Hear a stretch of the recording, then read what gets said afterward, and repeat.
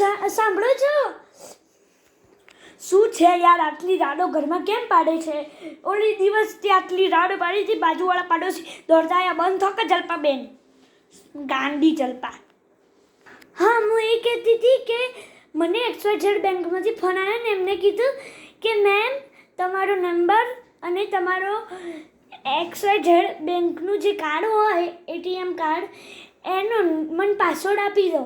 અને મેં આપી દીધો. એમને કીધું કે તમારે 1 દિવસ કાં તો 2 દિવસમાં તમને ન્યૂ કાર લાગવાની છે. હે હે હે હે, હું તો એટલી ખુશ થઈ ગઈ. અરે ગાંડી જલપા, શું કરી દીધું? મને ફોન તો કોઈ દિવસ આપતી કેમ નથી?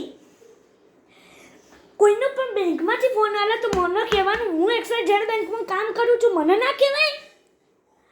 અરે યાર, આવી પહેલાં તો કોઈ સ્કીમ જ નથી લાગી. તો ભાઈ હવે હેક થઈ જશે આપણું અકાઉન્ટમાં, પૈસા ગયા આપણા.